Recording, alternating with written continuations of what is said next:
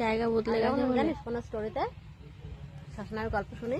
শ্মশানে অসত্য গাছ কেন থাকে? শ্মশান তো আর দেখিনি, স্টোরি শুনি যখন। অসত্য গাছ গাছটাও কত ছোট ছিল তখন, কত বড় হয়ে গেছে, বট গাছের মতন। চলো শোনাই।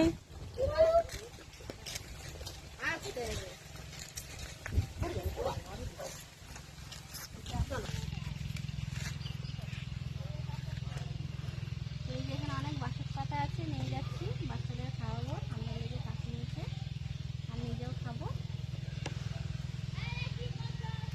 দাঁড়া আসছি।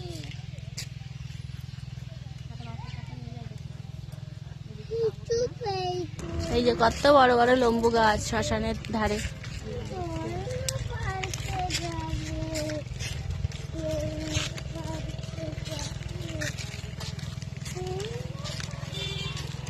আর এই যে এখানে মাঠ একদম শ্মশানের গায়ে।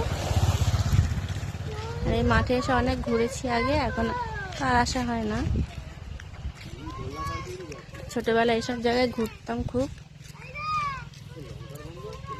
আর এখন আমরা যাচ্ছি শ্মশানের রাস্তা ধরে স্কুলে, আমাদের গ্রামের প্রাইমারি স্কুল, যেখানে আমি, আমার বোন, ভাই সবাই পড়াশোনা করেছি।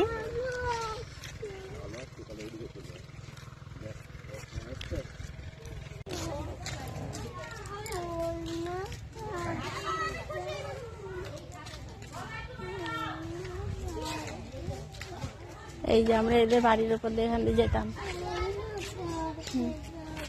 এখন রাস্তা হয়ে গেছে, আগে এইখানটা দিয়ে যা আসা করতো।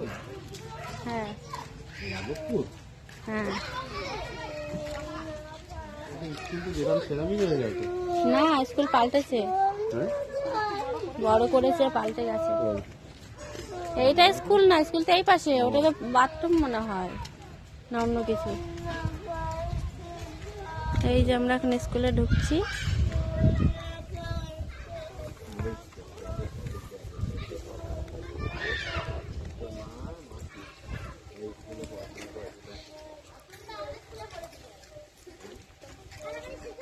এই যে এখানটা খেলার ইয়ে হতো, যে এই যে এই জায়গাটা, এই যে এখানটা জাম্পিং করে না, বলো ছোটবেলার স্কুলে চলে এসেছি।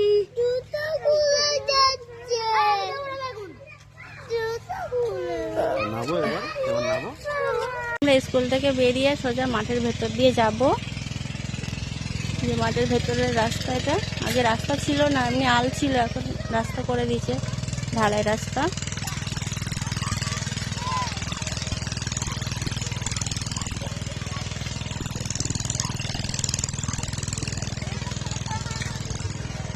যেখানে হলুদ গাঁদা ফুলের ক্ষেত, কি সুন্দর লাগছে।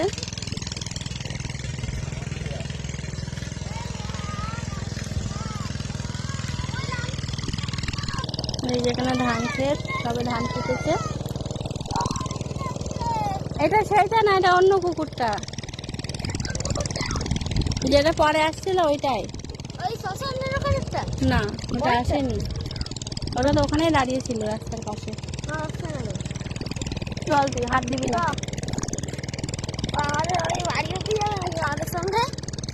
ওর ইচ্ছা হচ্ছে ঘুরে বেড়াতে।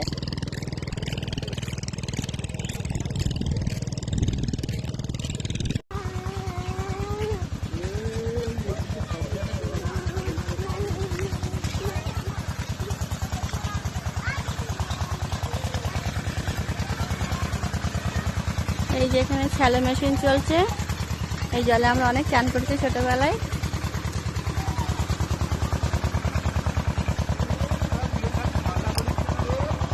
এই যে গোবরের মশাল, যেটা আগে অনেক দিয়েছে, এখন আর হয় না।